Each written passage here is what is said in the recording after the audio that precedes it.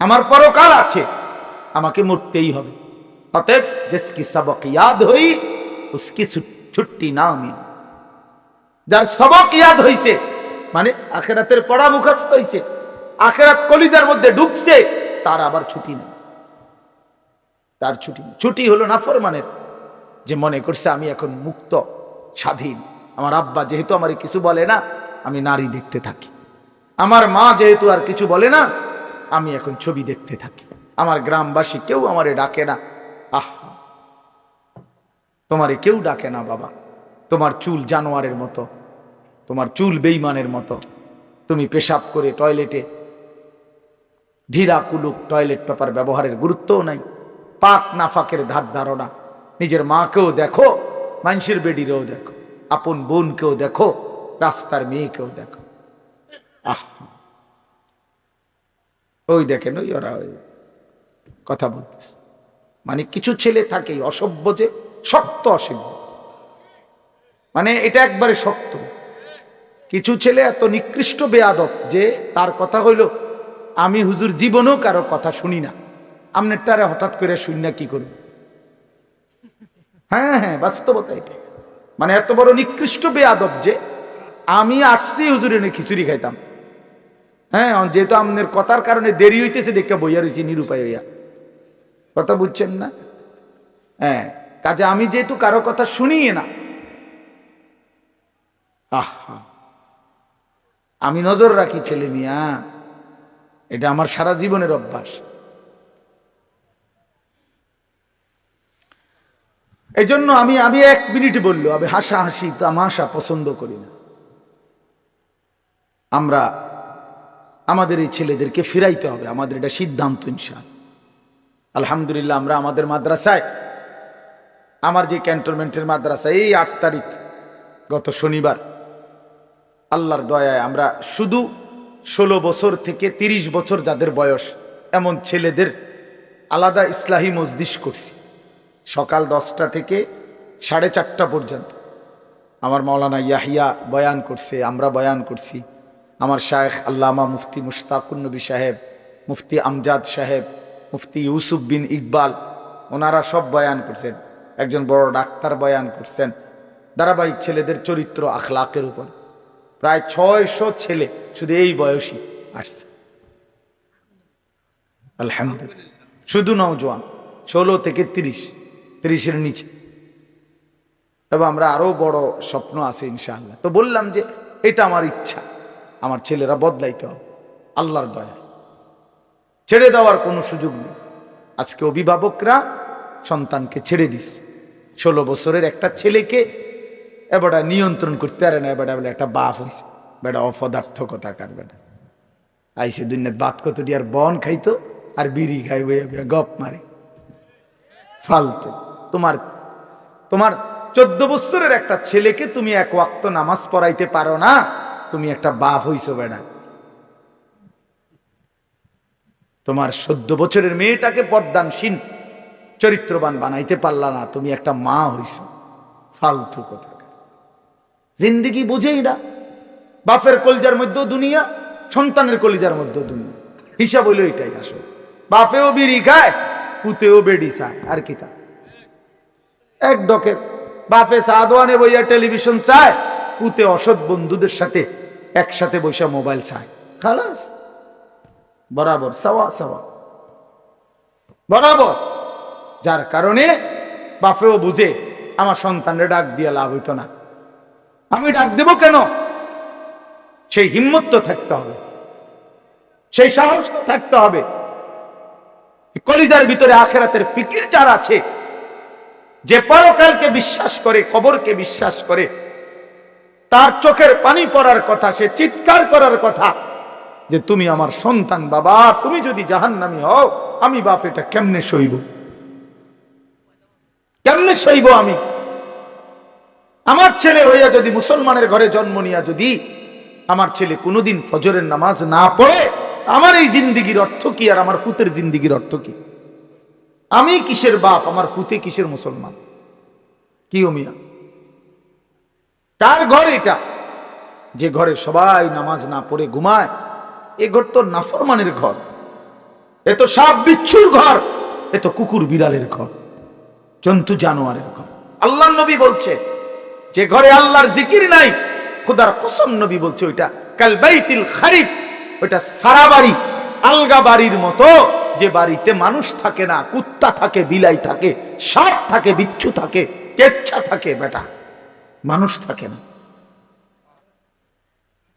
মানুষ থাকে না। বেডিও বেপরদা, বেডাও বেপরদা, মাও নামাজ নাই, বাপেরও নামাজ নাই, জিরো নামাজ নাই, ফুতের বউরও পর্দা নাই, ফুতেরও পর্দা নাই। মা কি করে? সবাই খায়, ঘুমায়, পেশাব পায়খানা করে, যার যে মতো, ফুতের চুল ফুতের মতো, বাপের চুল বাপের মতো, জির বোরকা জির মতো, মার বোরকা মার মতো। তো এটা পরিবার হইলো কেমনে নিয়ে? কথা বোঝেন না? এটা পরিবার হইলো? এটা এটা একটা ফ্যামিলি হইলো? কি রে, আমি, আমার বউ, আমার 4টা ছেলে, কারণ সবাই যদি আলগা আলগা হয় তো আমার এটা ফ্যামিলি কি? কথা বলেন না কেন? আমার চুল একরকম, আমার ফুতের চুল আর একরকম, মার বোরকা কালো, জির বোরকা রঙ্গিলা, তো এটা ফ্যামিলি হলো কেমনে? কার লগে কার মিল? এটা তো কোনো পরিবার না, এটা তো ব্যাচেলার, এটা তো সব ব্যাচেলারে না, এগুলো এটা তো মনে হয় হোস্টেলে না থাকে এক একজন এক একজন। আপনারা ভাবেন আর কত বছর বলবো আপনাদেরকে? বলেন কত বছর আর বলবো? এই জিন্দিগিও তো ক্লান্ত হয়ে গেছে। এই জন্য বাপ, ছেলেরা, বাবা কেন নষ্ট হয়ে যাচ্ছ? বলো বাবা, কেন নামাজ পড়ছো না বাবা? আল্লাহর সাথে আল্লাহকে নারাজ করে কি পাইছো এই পর্যন্ত? কে তোমার ঘরে ইজ্জত করে? চলো, আমি তো এখনো বলছি নবীনগর, আমি বলছি একটা নাফরমান ছেলে, আসো, এখন আসো তুমি, চলো তোমার লগে আমরা দুইজন একসাথে কোম্পানিগঞ্জ হাঁটি কালকে, দেখি, তুমি দেখো মানুষ কারে ইজ্জত করে আর কারে বেইজ্জতি করে। তুমি চলো, আমারে বাদ দাও, একজন মাদ্রাসার তালিবে এলেম, ঠিক আছে, আমার ওয়াজ অনেক মোবাইলে আছে, আমার মানুষে সিনে, ঠিক আছে, বাদ দাও, আমারে বাদ দাও। আমি একজন তালিবে এলেম দেই, একজন মাদ্রাসার ছাত্র দেই যে নামাজ পড়ে, অথবা মাদ্রাসার ছাত্র বাদ দাও, এলাকার যেই ছেলেটা নামাজ পড়ে, স্কুলের হোক, আরে তোমার মতো যারা নামাজ পড়ো না, নাফরমান, একসাথে হাঁটো, চলো, দেখো মানুষ কাকে সম্মান করে।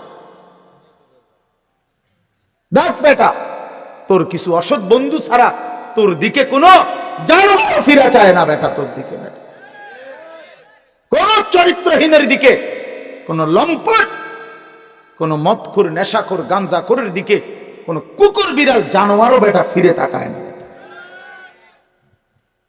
আমি আমাদের বাংলাদেশের একজন বড় বুজুর্গ আলেম আছেন, ওয়াইস হযরত মাওলানা মুফতি নজরুল ইসলাম কাসেমি, অনেক সুন্দর বয়ান করে, দরদ মাখা বয়ান। ওনার বয়ান আমি নিজে শুনছি। উনি বলছে শুকর সকালবেলা যখন ঘুম থেকে ওঠে, ওনার বয়ানে না তো, শুকর চোখ একসাথে মেলে না, মানে আমরা যেমন চোখ খুলি না ঘুমের থেকে, শুকর একসাথে চোখ মেলে না, মানে পুরাটা খুললে লায় না আর কি, একটু একটু করে খোলে, একটু এরকম আস্তে আস্তে চোখ মেলে, মানে একটু একটু করে চোখ মেলে। উনি বলছেন, কিতাবে লিখছে যে শুকর এরকম আস্তে আস্তে চোখ মেলে কেন, একটু একটু করে। শুকর বারবার বলে এই চোখ মেলবার সময়, আল্লাহ আমারে কোনো বেনামাজি, কোনো নাফরমান যেন আমার চোখে না পড়ে, এই জন্য আস্তে আস্তে চোখ মেলে। আপনার কোনো নাফরমান বেঈমান যেন আমার নজরে প্রথমেই না পড়ে, এই জন্য সে আস্তে আস্তে চোখ মেলে। আমি হুজুরের বয়ানে শুনছি, তোমাকে শুকরে ঘৃণা করে, কুকুরে ঘৃণা করে। তাহলে বলো বাবা, নেন নেন পানির জল, নেন, এটা নেন। তাহলে এই জন্য বাপ, কেন নামাজ পড়ো না? কারো কাছ থেকে ইজ্জত পাইছো? একটা ছেলে বলো যে হুজুর আমি নামাজ না পড়ার কারণে আমারে মানুষ অনেক সম্মান করছে? কেউ পাইছো কিনা একটা ইজ্জত? তাহলে এটা কি ধরনের জীবন তুমি বুঝো না? আমরা বুঝি না আমার ঘরে মানুষ মহব্বত করে না করে না, এটা আমি বুঝি না? কথা কও না দুলা, আমি এটা বুঝি কিনা, তুমি বুঝো কিনা? তো মানুষের অনুভব হয় না? এটা তো অনুভব হওয়ার বিষয়, যে আমার তো একটা বুঝ আছে যে মানুষ আমারে ভালোবাসে কিনা, ঠিক কিনা বলেন না কেন? আমারে এই হাজী সাহেব যদি মহব্বত না করতো তো আমি প্রতি বছর আইলাম কেন? 50,000 টাকার জন্য নাকি 1 লাখ টাকার জন্য? এখানে আমি না মেয়ে বিয়ে দিছি এখানে মিয়া, তাইলে ভালোবাসার জন্য, আল্লাহর জন্য, মহব্বতের জন্য। তাহলে বোঝা গেল তোমরা ছেলেরা বাবা, আমি রাত হইছে এই জন্য দেরি করতে চাই না, তোমরা একটা ছেলে হইলো ভাইব, তুমি ইনসাফের সাথে তোমারে মানুষ ভালোবাসে কিনা, এই সমাজের মানুষ তোমার দিকে তাকাইলে কি মনে করে তুমি বুঝো না? তুমি বুঝো না ভাইয়া? কি পাইছো নামাজ না পড়ে, নারী দেখতে দেখতে, উলঙ্গ ছবি দেখতে দেখতে? অর্জনটা কি? অর্জনটা কি? কিচ্ছু না, ধোকা, ধোকা খাইছো। এই জন্য আগামীকাল রাত আমি অনুরোধ করলাম, আগামীকাল শবে বরাতের এই রাতে আলাদা আলাদা, শবে বরাত উৎসব না, শবে বরাত অনুষ্ঠান না, শবে বরাত বিরিয়ানি না, শবে বরাত খিচুড়ি না, শবে বরাত জিলাপি না, শবে বরাত ইবাদত। কথা বলেন কি?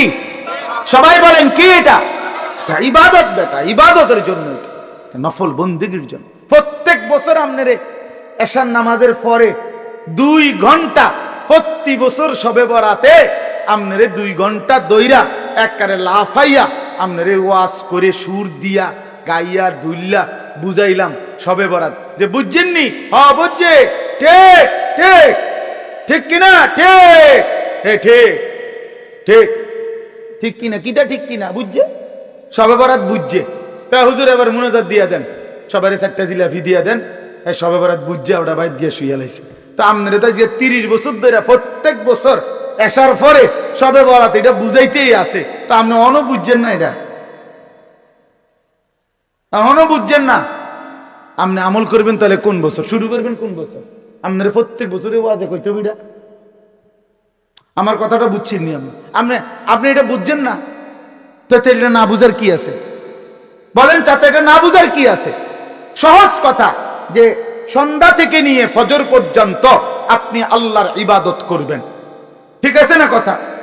কতক্ষণ জিকির করবেন, কতক্ষণ তেলাওয়াত করবেন, কতক্ষণ বারবার দোয়া করবেন, বারবার 2 রাকাত, একবার 4 রাকাত, একবার 12 রাকাত, একবার 6 রাকাত, আবার কাঁদেন, আবার দোয়া করেন, প্রয়োজনে একটু বিশ্রাম করেন, রাত্রিবেলা সেহরি খান, তাসবিহ পড়েন, আল্লাহর কাছে দফায় দফায় দোয়া করেন। বান্দা, নবীজি বলছে, উম্মত দোয়া করে কখনো ক্লান্ত হইও না। দোয়া করতে করতে দেখ কইছি হুজুর একবারে লম্বা করে বিস্তারিত সব কইয়া লইছি আল্লাহরে, না না, আল্লাহ বলছে বান্দা বারবার বলো, বারবার বলো, বারবার বলো, বারবার বলো, তুমি বলবা যতবার আমি শুনবো ততবার, আমি শুনবো ততবার, তুমি বলতে থাকো, তুমি বলতে থাকো। ফাওয়াল্লাহি লা ইয়ামাল্লাল্লাহু হাত্তা তামাল্লু, আল্লাহর নবী বলেন, বুখারীর হাদিস, আল্লাহর কসম উম্মত তোমরা চাইতে চাইতে ক্লান্ত হয়ে পড়বা, আল্লাহ দিতে দিতে ক্লান্ত হবে না, আল্লাহ ক্লান্ত হয় না, তুমি বলতে থাকো। তাহলে সারা রাত প্রত্যেকে মসজিদে, বারান্দায়, ঘরে, আপনার যেমনি সুবিধা হয়, যার যেমনি সুবিধা হয়, যে যেখানে যতক্ষণ কুলায়, সবাইরে বরাবর করার কি দরকার? বরাবর করার কি দরকার? বয়স্ক মানুষের শরীরের সক্ষমতা আর জওয়ানের সক্ষমতা বরাবর, তাইলে তাইলে এই জন্য আপনাদের ছেলেরা তোমাদের কাছে বাবা অনুরোধ করছি, সবাই না বুঝলে অসুবিধা নাই, একজন যদি বুঝো তো তোমার জন্যই আমি বললাম, নিজের ফিকির করো বাবা, গুনাহ থেকে ছাড়ো বাপ, জীবনটা সুন্দর না করলে আমরা মরেই যাব, এটাই সত্য। কত কিশোর, কত নওজোয়ান বাবা কবরে চলে গেছে বাপ, তুমি নিশ্চিত তোমার এই জওয়ানি থাকবে না, 3 অবস্থা হবে, হয় তুমি বৃদ্ধ হয়ে যাইবা, নয়তো রোগ, কোনো বড় সড়ো কোনো রোগ আইসা তোমারে দুর্বল করে দিবে, আর নয়তো মৃত্যু এসে তোমারে থামাই দিবে। তুমি এক অবস্থার উপরে 30 বছর থাকবা না, তুমি এক অবস্থার উপরে 20 বছর থাকবা না বন্ধু, হয় রোগ আক্রান্ত হইয়া যাইবা, নয়তো বৃদ্ধ হইয়া যাইবা, আর নয়তো কবরে চলে যাইবা। তোমাকে ছেড়ে দিতে হবে দুনিয়া, তোমাকে এই জওয়ানি ছেড়ে দিতে হবে। এই জন্য আমি অনুরোধ করছি প্রত্যেকটা নওজোয়ান আগামীকালকে রাত্রে জাগার সিদ্ধান্ত নাও, বলো ইনশাআল্লাহ তোমার মতো করে দিনে প্রয়োজনে একটু ঘুমায় নাও, দিনের বেলা জোহরের পরে আসরের আগে একটু বিশ্রাম করে নাও, কোনো অসুবিধা নাই, রাত্রি যাতে জাগা যায়, মানে রাত্রি একটু বেশি জাগবার আশায় দিনে একটু বিশ্রাম করে নেয়। মানুষ বড় পরিশ্রম করার আগের থেকে তো প্রস্তুতি নিয়ে নেয়। সেনাবাহিনীওয়ালারা বলে আর্মির ট্রেনিং এর মধ্যে কঠিন প্রশিক্ষণ, সহজ যুদ্ধ। কঠিন প্রশিক্ষণ, যুদ্ধ সহজ। তাইলে একটু প্রস্তুতি নিয়ে রাত্রি জাগার জন্য যদি আমরা চেষ্টা করি আর বারবার দোয়া, ইস্তিগফার, কান্নাকাটি, গুনাহ মাফ চাই, তা আল্লাহ তাআলা ভীষণ খুশি হবে, ভীষণ খুশি হবে। পরের দিন রোজা রাখলে, রোজা তো আলহামদুলিল্লাহ প্রত্যেক আরবি চাঁদের 13, 14, 15 আল্লাহ নবী সাল্লাল্লাহু আলাইহি সাল্লাম রোজা রাখতেন। এই আজকে বৃহস্পতি, শুক্র, শনি, আলহামদুলিল্লাহ আমরা আজকে রোজা রাখছি। আগামীকাল পরশু আমাদের রোজা রাখার, বাসার বিবি বাচ্চা ওরাও রোজা রাখছে। এই জন্য মাদ্রাসার ছাত্র ওস্তাদরা রোজা রাখছে। তো এটা আমরা শুরু করে দিছি আলহামদুলিল্লাহ। এই জন্য বললাম রোজা রাখার চেষ্টা করলে, মাহে রমজান আমাদের সামনে, আল্লাহ তাআলা বড় বেশি মহব্বত করে বলছে, বান্দা রমজান কদর করলে আমি ওয়াদা দিলাম 1 মাসে আমি তোমাদেরকে মুত্তাকি বানিয়ে জান্নাতি বানিয়ে দেব। জান্নাতি বান্দা আমি জান্নাত দিতে চাই, বান্দা আমি জান্নাত দিতে চাই। আল্লাহ তাআলা কোরআনে কতভাবে বলছে, কতভাবে যে আমার বান্দা আমি জান্নাত দিতে চাই, তুমি নেও বান্দা। ওয়াসারিউ ইলা মাগফিরাতিম মির রাব্বিকুম ওয়া জান্নাতিন, আল্লাহ বলে আমার বান্দা জলদি আসো, আমার থেকে মাগফিরাত নাও এবং আমার জান্নাত নাও। ধরো বান্দা ধরো, আমি দিতে চাচ্ছি তোমার। আল্লাহ নবী সাল্লাল্লাহু আলাইহি সাল্লাম বলছে, হাসরের ময়দানে আল্লাহ জাহান্নামে ফেলে দেওয়ার পরেও ফেরেশতাকে আবার বলবে, ফেরেশতারা আখরিজু মিনান নার মান কানা ফি কলবিহি মিসকালু হাববাতিন মিন খারদালিন মিন ঈমান। আল্লাহ বলবে ফেরেশতারা, এই যে জাহান্নামে যাদেরকে ফেলছো ওদের ভিতরে আবার তালাশ করো, যদি আমার এমন একজন বান্দাও পাও যার দিলের মধ্যে 1 বিন্দু সরিষার দানা পরিমাণ ঈমান বাকি আছে, তো তাকেও জাহান্নাম থেকে তুলে আমার জান্নাতে দিয়ে দাও। কি পরিমাণ আল্লাহ পাক জান্নাত দিতে চায়। আমরা হাদিসে পড়ছি, আল্লাহর নবী সাল্লাল্লাহু আলাইহি সাল্লাম বলছেন, 2 ব্যক্তিকে আল্লাহ তাআলা জাহান্নাম থেকে উঠাবে, জাহান্নাম থেকে তুলে আনবে। তুলে আইনা মাঝখানে জান্নাত এবং জাহান্নামের মাঝখানে খালি জায়গায় রাখবে। রাখবার পরে মানে বসাইবার পরে, একবারে হাদিস এটা, বসাইবার পরে আল্লাহ আবার বলবে ওই 2 জনকে, যাও জাহান্নামে আবার ঝাঁপ দাও, মানে আবার যাও জাহান্নামে যাও। তো একজন এক দৌড়ে জাহান্নামের দিকে যাই, এই জাহান্নামে ঝাঁপ দিবে। আর আরেকজন আস্তে আস্তে হাইটা হাইটা 2 কদম হাঁটে আর পিছন দিকে আবার তাকায়, আবার 2 কদম হাঁটে পিছন দিকে তাকায়, এইভাবে একটু একটু করে হাইটা হাইটা জাহান্নামে গিয়া পড়বে। তা আল্লাহ তাআলা আবার 2 জনকে উঠাবে। এই 2 জনকে উঠাইয়া প্রথম জনরে বলবে, তুমি এরকম দৌড় দিয়া জাহান্নামে পড়ে গেলা কেন? সে বলবে, মাওলা জীবন ভর আমি আপনার নাফরমানি করেছি, আপনার কথা মানি নাই বলেই তো আমি জাহান্নামী হয়েছি। আজ যখন আপনি আমারে জাহান্নাম থেকে তুলে ওই মাঝামাঝি জায়গাতে রাখছেন, রাইকা আবার যখন কইছেন জাহান্নামে যাইতে, পড়তে, লাফ দিতে, এটাও তো আপনার একটা হুকুম। চিন্তা করছি জীবনে কোনো হুকুম না মাই নেই তো জাহান্নামী হইলাম, তা আজকে একটা হুকুম মানিয়া, এই জন্য আপনার হুকুম মানার জন্য জাহান্নামে গিয়ে লাফ দিলাম। আল্লাহ বলেন, আমিও তোকে মাফ করে দিলাম, যা জান্নাতে। এইবার আল্লাহ তাআলা বলবে 2য় জনকে, তুমি এরম করলা কা, তুমি কি তা জানে পিছে পিছে কি চাইলা? তো সে বলবে, মাওলা আমি তো জাহান্নামী, আমার আযাব তো হচ্ছিলই, তো আপনি যখন আমার এই জাহান্নাম থেকে তুলে এই খালি জায়গায় আইনা বসাইলেন, আমি ভাবছি আপনার মায়া লাগছে, আমারে দয়া করবেন, আমি মনে করছি আমারে মাফ করে দিছেন বা মাফ করে দিবেন, এই জন্য উঠাইয়া আনছে। এখন আবার যখন আমারে জাহান্নামেই পড়তে কইছেন, যেন আমি একটু একটু আগাইয়া পিছন দিকে চাই, আপনি কোনো ডাক দেননি, আপনার মায়া জানি আবার লাগেনি কোনো, আপনি আমারে ডাক দেননি। তো আল্লাহ তাআলা বলবেন, বান্দা আমি তোকেও মাফ করে দিলাম, যা তুইও আমার জান্নাতে যা। এইভাবে আল্লাহ তাআলা বান্দাকে মাফ করতে চায় বাপ। এই জন্য হে চাচা সুন্দর কথা কইছে, দেখছো আর কি করতে হবে, এটা কিন্তু দিলের কথা, আর কি করতে হবে। প্রিয় নওজোয়ান, আমরা মুসলমান, আমরা মুমিন, আমাদেরকে আল্লাহ জান্নাত দিতে চায়, মাফ করতে চায়, জাহান্নাম দিতে চায় না। আমাদের নবী সাল্লাল্লাহু আলাইহি সাল্লাম বলছেন, উম্মত আমি তোমাদেরকে জাহান্নাম থেকে কিভাবে বাঁচাইতে চাই। নবীজি একটা উদাহরণ দিছে, ওয়া আনা আখিযুম বিহুজাজিকুম। আপনার দিকে আসেন, একটু আজ্ঞা, এনে বসেন না, আজ্ঞায় বসেন। মানে কেউরে যদি আমি ফিরাইবার জন্য যে হাতে ধরে বললাম, ভাই আয়ো, আইয়া লাও, তুমি যাইও না ওইদিকে, তো সে বলে টান দিয়ে হাত ছাড়াইয়া ফেললো, বুঝেন নাই? এবার আমি তারে বললাম যে ভাই, কাঁধে হাত দিয়ে, ভাই ভাই ভুল করো না, আগুনের দিকে যাইও না, আও তুমি ফিরে আসো। তো সে আমার হাত কাঁধের থেকেও আপনার সরাইয়া ফেললো। সরেন মিয়া, আমারটা আমি করুন, আপনার কি? তো আমার হাতে ধরা হাতও কি করে দিল, ছুড়ে দিল, ফেলে দিল, কাঁধে রাখা হাতও ফেলে দিল। এবার আমি যদি তার কোমরে জড়াইয়া ধরি যে না ভাই, আমি আপনার আগুনে পড়তে দিব না, আমি বাইচা থাকতে আপনারে জাহান্নামে পড়তে দিব না, আপনাকে বরবাদ হতে দিব না, আমি কোমরে জড়াইয়া ধরেও যদি টানাটানি করি, এবার সে চাইলেই আমার থেকে ছুটাটা তার জন্য কঠিন। কঠিন না? মানে কোমরে জড়াইয়া ধরলে ছুটা আলগা হওয়া কঠিন কিনা? এই আল্লাহর নবী কসম বাবা, নবীজি বলছে, উম্মাহ আমি তোমাদের প্রত্যেককে চাচ্ছি এইভাবে কোমরে জড়াইয়া ধরে ধরে জাহান্নাম থেকে বাঁচা। ওয়া আনা আখিযুন বিহুজাজিকুম।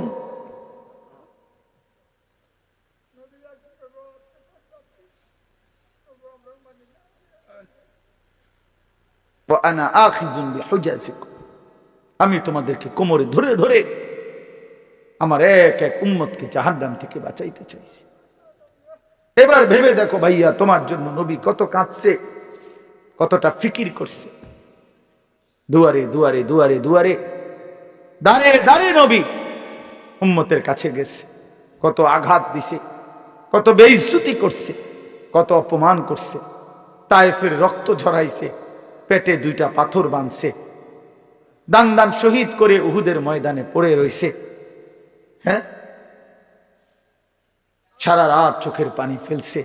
আর দিনের বেলা দুয়ারে দুয়ারে, হাটে ঘাটে, মাঠে বাজারে, সর্বত্র নবীজি মানুষকে আল্লাহর দিকে ডাকছে কিনা?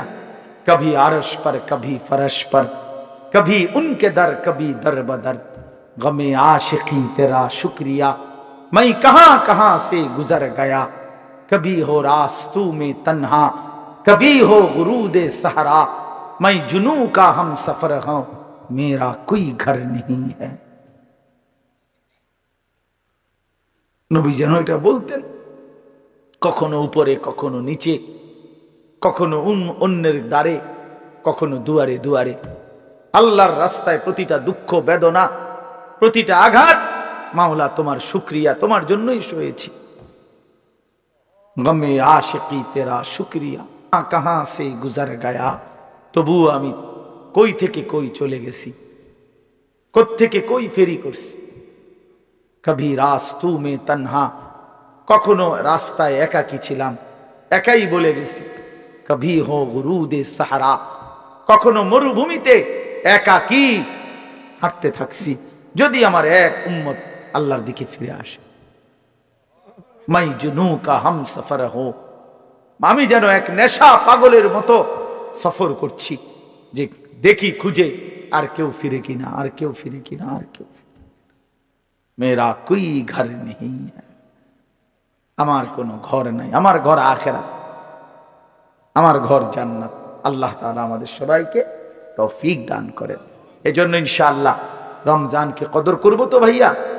ছেলেরা বাপ নামাজ পড়ো, আল্লাহকে ডাকো বাপ, আল্লাহকে। তোমারও হায়াত একদিন শেষ হবে, আমারও হায়াত একদিন শেষ হয়ে যাবে। আল্লাহ তাআলা আজকের এই মাহফিল কবুল করে নেন, কবরবাসীদের রুহের মাগফিরাত দান করেন, এবং এই আয়োজন আল্লাহ তাআলা যেন আমরা থাকি বা না থাকি, আমার হাজী সাহেব তারা না থাকুক, কিন্তু আমাদের সন্তান, তোমরা ছেলেরা, এলাকার নওজোয়ান ছেলেরা, তোমরা ইনশাআল্লাহ আগামী দিনে এই মাহফিল তোমরা চালু রাখবা ইনশাআল্লাহ।